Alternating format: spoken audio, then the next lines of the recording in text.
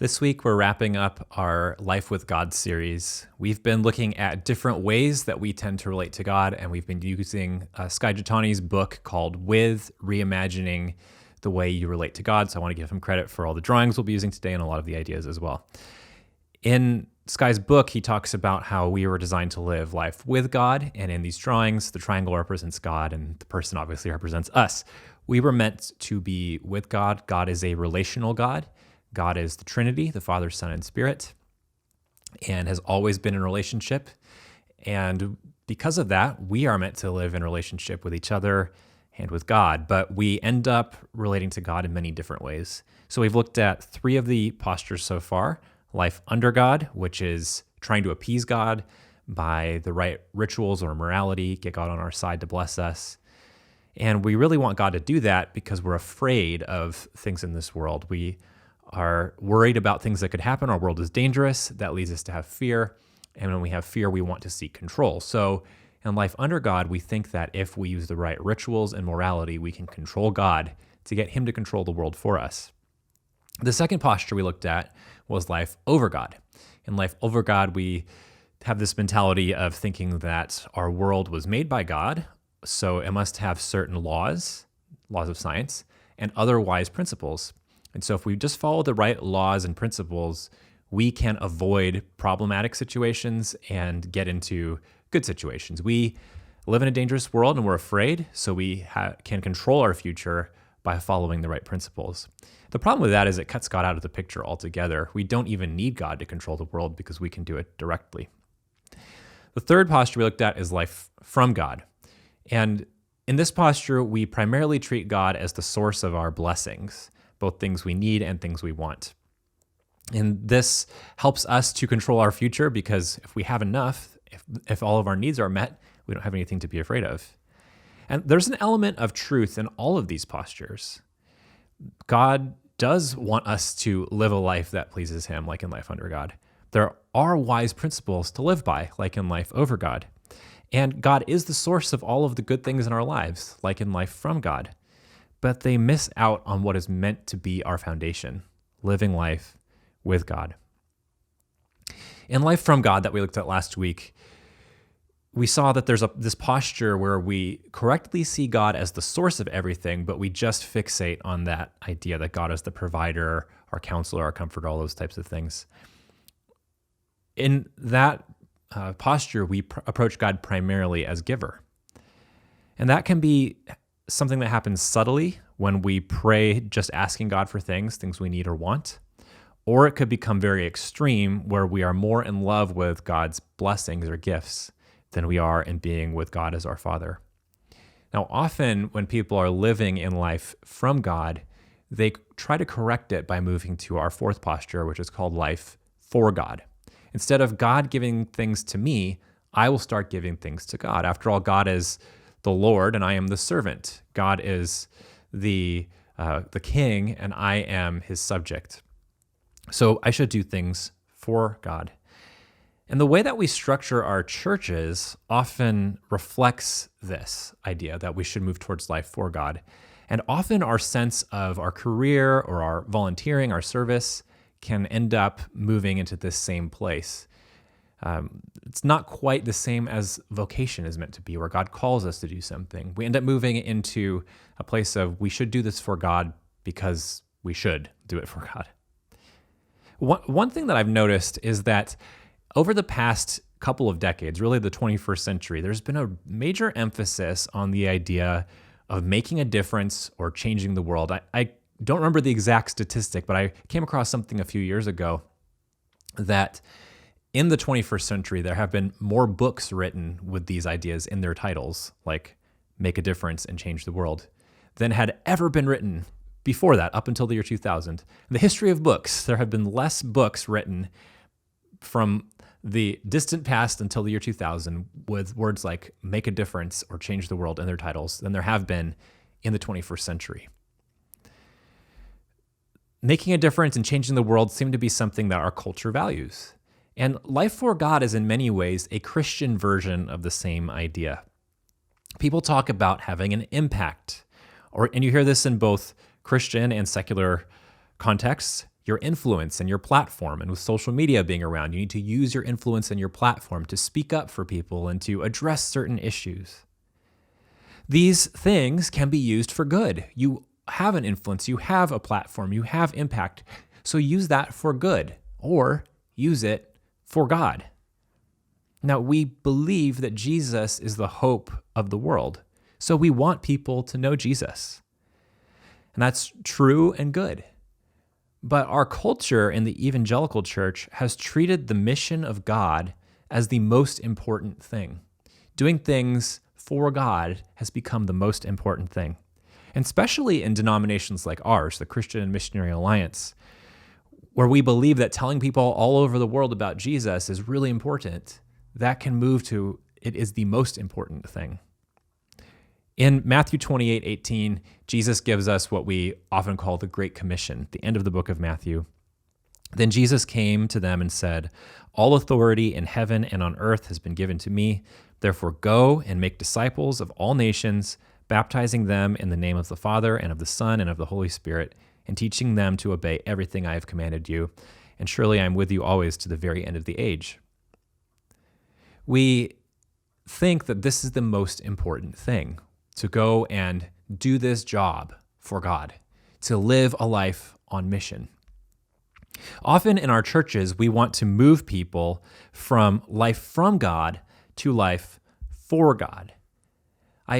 Being a pastor and being in church conferences and different podcasts and books, there's an emphasis on getting people off the sidelines and into the game. Don't just attend church, but be a part of serving in the church or serve in the community through the church. I mentioned last week that often churches are structured to provide everything you need. Churches are there to bolster your consumer mindset, your sense of life from God. There are programs for family and marriage and leadership and business. And in some churches, there are exercise classes and coffee shops and bookstores to provide everything you need. So the goal then is to meet people's needs, which is life from God. And then the church's job is then to persuade some of those churchgoers to help serve in those programs to do life for God, to move people from life from God to life for God. Or it can take a more noble form.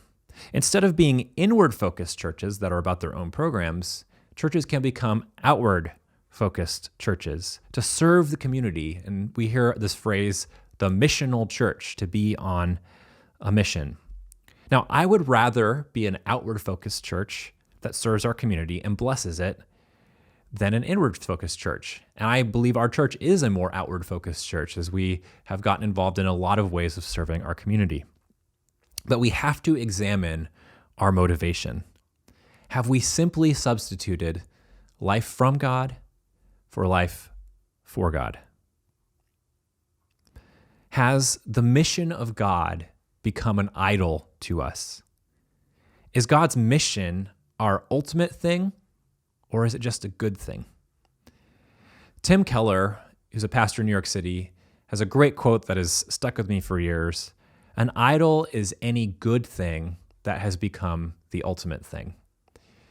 God has made lots of good things, but anytime those become the ultimate thing, they have gone into the place where God should be in our minds. In life under God, God's will becomes the ultimate thing. I need to do what pleases God, and that becomes the ultimate thing. In life over God, wisdom and principles become the ultimate thing. In life for God, the things God gives us, whatever those are, become the ultimate thing. These are all good things. Wanting to please God and follow his will is a good thing. Following wisdom and principles is a good thing. Receiving anything God gives us is good. But none of these are the ultimate thing. The ultimate thing, our treasure, is meant to be the presence of God himself, being with our Father. In the same way, in life for God, the mission becomes the ultimate thing. But we are really meant to be primarily about being with God, not doing things for him. God's mission is a good thing, but not the ultimate thing. Even in the Great Commission, we see that that's the case. Then Jesus came to them and said, "All authority in heaven and on earth has been given to me. Therefore, go and make disciples of all nations, baptizing them in the name of the Father and of the Son and of the Holy Spirit, and teaching them to obey everything I have commanded you. And surely I am with you always to the very end of the age. At the end, Jesus says, I am with you always to the very end of the age. As you are going into the world and teaching and baptizing and making disciples, you're doing that with me, not for me. So our church can't primarily be about serving the world or doing God's mission. Our church has to primarily be about being with God. Of course, that involves serving the world. There's a few ways that we serve the world. One of them is through evangelism, telling other people about Jesus, about the hope we have in him. We do that not as a job we do for Jesus. We do that with Jesus. Jesus wants other people to know him. And so when we share that with other people, we are participating in that with him. A second way that we can serve the world is through mercy or compassion. When we see needs, we meet those needs, but we don't do that for Jesus. We do that with Jesus because that is something that Jesus did. He healed the sick. He met people's needs, and he told us to care for the poor, not just as an instruction of what you should do, but as a way of being with him. And a third one is justice. Many people in the past year particularly have been speaking up for justice. And Christians will speak up because they think that it is the right thing to do. But rather than having that motivation of it being the right thing to do, let's allow ourselves to say, this is where Jesus is, and I want to be with him in joining with Jesus as he speaks for justice. It's not about doing this for Jesus, speaking for justice for Jesus, but speaking for justice with Jesus. So in our churches and in our life together, we ought to be about these things, a mission to our world, but they can't be our ultimate thing. The mission has to be a way that we spend time with Jesus. We've already talked about how our churches can just move people from life from God to life for God. But the big problem with that is how it affects how you live in general, not just in the context of our church. When we talk as churches, and if I talk as a pastor in a way that simply moves you from life from God to life for God, you end up being fed this idea that you need to do more and serve more. And so this may have happened to you in your life, have felt pressure to change careers or start volunteering in a new place. You may have heard that from me, you may have heard it from other Christian leaders, that you need to do new things because you should, or to make a difference for God in our culture. You need to work for a Christian organization or a church or become a missionary. Now, these are all great things if God calls you into those things. But those things can't take God's place. A lot of times we try to find meaning in our work, and there are people who will leave a career that they were in because of its pay, and they'll move into a career where they find more meaning and satisfaction. And that sounds noble, and it is to a degree noble. But when we find our meaning in our work, ultimately, at some point that work ends, or things don't go the way we want. And we're left holding that. I thought I was going to find meaning in this thing, and I don't find meaning that satisfies. There's something that's missing there. Last week, we talked about how one of the forms that life from God can take is the message of follow your dreams. In our American culture, we have the American dream, this idea that you can pursue happiness. And we have this talk about dreams in the Bible, and so we'll combine that. God gives us our dreams.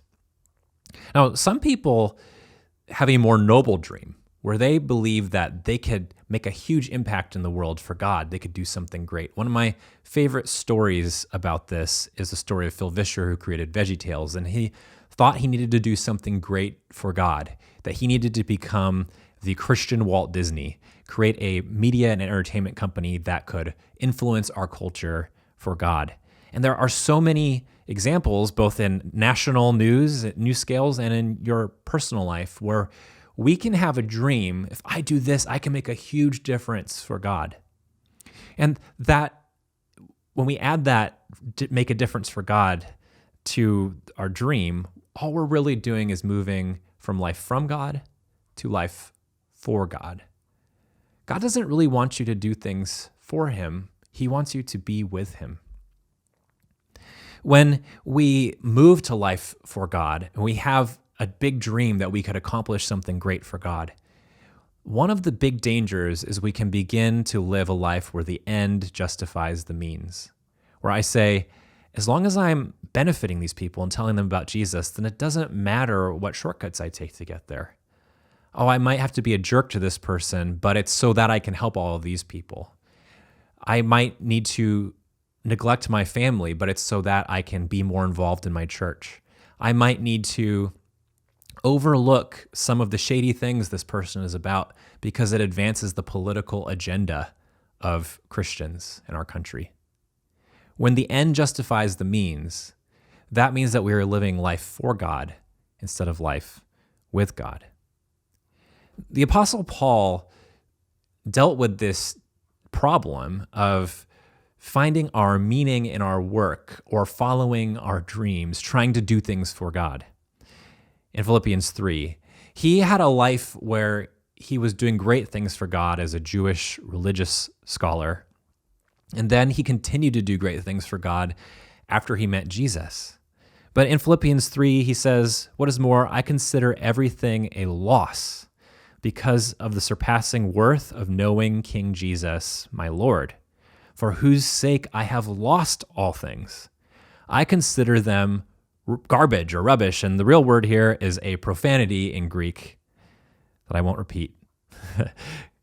Paul considers them absolute trash so that he can gain the Messiah and be found in him, not having a righteousness of my own that comes from the law, but that which is through loyalty in the Messiah, the righteousness that comes from God on the basis of faithfulness. I want to know the Messiah. Paul recognized that doing things for God, living a life for God, finding meaning primarily in your work, following your dreams, doing great things for the church, that is garbage compared to knowing Jesus. I want to know him. This is not about knowing about Jesus. This is about knowing Jesus relationally, spending time with him. I think life for God often seems like the most noble of these alternative postures. It's better than life under God, over God, or from God. Life for God, doing great things for him. And so I think it's really interesting that Paul uses a profanity to describe this type of mindset, doing things for God. Let's look at the story that Jesus told that we looked at last week, the story of the prodigal son, and see what it has to say about life for God. Jesus continued, "There was a man who had 2 sons. The younger one said to his father, 'Father, give me my share of the estate.' So he divided his property between them. Not long after that, the younger son got together all he had, set off for a distant country, and there squandered his wealth in wild living. The son was living life from God. He took from his father, and then he wasted it all. After he had spent everything, there was a severe famine in that whole country, and he began to be in need. So he went and hired himself out to a citizen of that country, who sent him to his fields to feed pigs. He longed to fill his stomach with the pods that the pigs were eating, but no one gave him anything. When he came to his senses, he said, 'How many of my father's hired servants have food to spare? And here I am starving to death. I will set out and go back to my father and say to him, Father, I've sinned against heaven and against you. I am no longer worthy to be called your son. Make me like one of your hired servants.' So he got up and went to his father. He returns to his father because he wants to get things from his father. It's a more noble attitude he has, but he still is seeking to return to his father to get things from his father. But while he was still a long way off, his father saw him and was filled with compassion for him. He ran to his son, threw his arms around him, and kissed him. The son said to him, Father, I have sinned against heaven and against you. I am no longer worthy to be called your son. But the father said to his servants, Quick, bring the best robe and put it on him. Put a ring on his finger and sandals on his feet. Bring the fattened calf and kill it. Let's have a feast and celebrate. For this son of mine was dead and is alive again. He was lost and is found. So they began to celebrate. The father says, I don't want you to just receive things from me. I want to be with you. Let's have dinner. Let's have a party. The story continues, though. Meanwhile, the older son was in the field. When he came near the house, he heard music and dancing, so he called one of the servants and asked him what was going on. Your brother has come, he replied, and your father has killed the fattened calf because he has him back, safe and sound. The older brother became angry and refused to go in. So his father went out and pleaded with him. But he answered his father, Look, all these years I've been slaving for you and have never disobeyed your orders. Yet you never gave me even a young goat so I could celebrate with my friends. But when this son of yours who has squandered your property with prostitutes comes home, you kill the fattened calf for him. My son, the father said, you are always with me, and everything I have is yours. But we had to celebrate and be glad, because this brother of yours was dead and is alive again. He was lost and is found. The younger son was living life from God. The older son is living life for God. But we see that in the end, the father simply wants them to be with him no matter what. When we read this story, we often call it the story of the prodigal son, but this is really the story of two lost sons, not one. And that's obviously what Jesus means when you read the whole chapter together. At the beginning of the chapter, Jesus tells a story about a sheep that is lost outside the flock. And then the second story is about a coin that is lost inside the house. So one is lost outside and one is lost inside. And then the third story is the parable of the two lost sons. It starts, there was a man who had two sons. And then he talks about one who was lost outside and one who was lost inside. The first son, the younger son, is living life from God. He sees his father just as a source of things. And he moves from a perverse and crass way of doing that, just give me what I want, to a more noble seeming way of doing that, take me back and give me what I need. But he still doesn't long to be with his father. And then the second son is lost because he is doing things for his father. But the father says, I am with you and all that I have is yours. God doesn't want us to live life from him or for him. He wants to be with us. He wants us to be with him, and he wants us to do things with him. A lot of times people who talk in the field of spiritual formation talk about the idea of moving from a posture of doing to being. We are human beings, not human doings. Those kind of phrases are shared a lot. And I think it's a good starting place. When your life is all about doing things, you need to stop and just be with God. But I think there's a healthy way to do things versus an unhealthy way to do things. When we are doing things for God, we often work ourselves to death. We try to find meaning in that thing we are doing. But when we are doing things with God, then we see our activity, our action as a place to have communion with God, to spend time with him.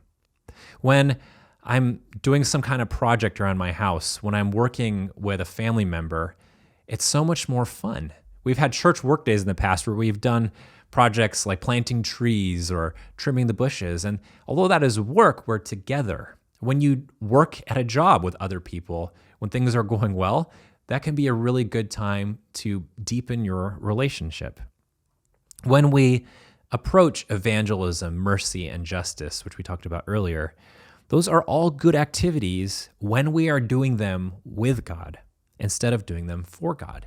If we recognize that Jesus is telling people about the gospel of the kingdom, then we participate in that with him. When we recognize that Jesus is the most merciful person who has ever lived, then we can participate in doing that with him. When we recognize that Jesus is the most just person who has ever lived, we can participate in doing that with him. Or on a more simple level, when you are kind to other people, or when you avoid sin, you can do those things with God instead of doing them for God. How you approach your day-to-day, every choice can be from a place of doing things with God instead of for God. Your job, your career, volunteering, or serving in our church can be ways of being with God instead of doing things for him. What's your motivation? When we spend time reading the Bible or praying, are you trying to do this because you should for God? Or are you seeing this as a way of doing something to be with God? This change in how we approach all of these things can be subtle, but it makes all the difference. When we live our lives not trying to do things for God, but because taking these actions helps us be with God, it helps us set things in the right place. We can be with God just by being with Him, and we can be with God by doing things with Him. In a family, sometimes you're working together and sometimes you're resting together. And if we believe God is our Father, sometimes we are working together and sometimes we are resting together. And we can be with God through times of joy and through times of sorrow. So that means when we do things with God, they might be times of feasting or joy, and there might be times of fasting or sorrow. A lot of it comes down to our motivation. Next week, next Wednesday, is the beginning of Lent leading up to Easter. And during Lent, people usually fast for 40 days. For our church, we're going to be talking about spiritual disciplines, practices that we can engage in to help us be with God. Now, a lot of times when people think about spiritual disciplines, it can become a thing you do for God, something you do to impress God or because you're supposed to. But if instead we approach our spiritual disciplines as a way of telling ourselves, I need to be intentional about my time with God, then that's a much healthier place to be. A lot of times married couples find that they need to be intentional about going on dates, or friends who have lost touch need to be intentional about staying in touch. And in the same way, spiritual disciplines are meant to be a way to carve out time and space to be with God. When you fast, that can be something that you do from the posture of life under God, where you're supposed to do it so that God will bless you and not curse you. Or sometimes people fast from a posture of life over God, where they think if they do this thing, it will lead directly to positive results. It's the right principle to follow. Or people will fast for God, thinking that it's something to do for Him. But fasting is meant to be a way of being together with God, intentional time with God. If you fast from food, it creates within you a physical sense of desperation, and it gives you time to be with God instead of preparing your food and eating it. Or if you fast from something else, like if you decide to not watch TV for 40 days or get off of social media for 40 days, you have time to hear God and be together. The noise has gone down, the volume, the distractions have gone down, so you have the capacity to hear God and be together. Next week, as we begin the season of Lent, we will be reflecting on our mortality on Ash Wednesday, and then we will be talking about different spiritual disciplines or practices that we engage in to carve out space to be with God. And so I want to encourage you to pray and think about whether God would have you fast from something during this time period. As you do that, be aware of your motivation. Are you feeling like you should do this for God, or are you seeing this as an opportunity to be intentional to spend time with God? But is there something that you could fast from this year to help you be with God? And can you do that from the position of being with God instead of living life for God? I think as we practice this in our intentional spaces through fasting and other spiritual disciplines, it can help us to approach the rest of our lives, our everyday decisions and our big decisions, like our careers or volunteer opportunities, more from a lens of life with God than life for God.